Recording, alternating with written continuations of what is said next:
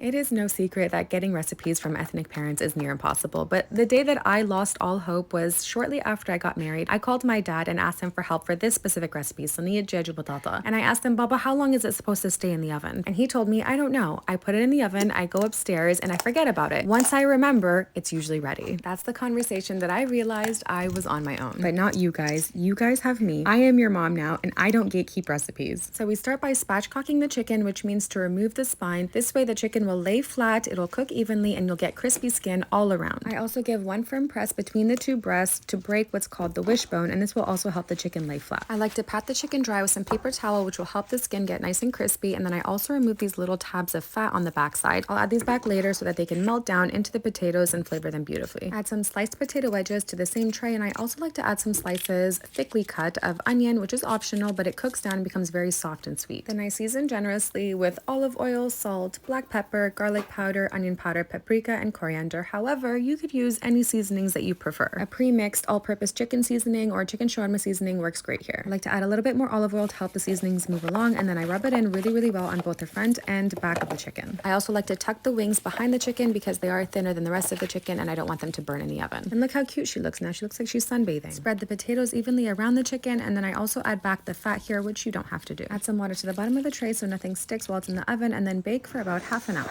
Did you really think I was gonna let that spine go to waste? I air fried it until crispy and had the nicest little snack. While the chicken was in the oven, I prepared the sauce that's going to be poured all over it, and of course it was a lemon garlic sauce. I'm Arab, what did you expect? So I just crushed some garlic with some salt, I add lemon juice, olive oil, some water to thin it out, and salt. I pour the sauce around the chicken on top of the potatoes instead of directly on top of the chicken, just because the large chunks of garlic tend to burn if they're sitting on top of the chicken. But you can go ahead and baste it a little bit, just trying to avoid the large chunks of garlic. Stick it back in the oven for another 20 to 30 minutes or until it's nice and crispy. And would you look at that? Dinner doesn't really get any easier than this. You can eat it on its own, the chicken, potatoes, and a salad on the side, or you could eat it on top of rice or pita bread that soaks up all the delicious juices on the bottom of the pan. And don't forget to follow me for more delicious recipes with measurements and instructions.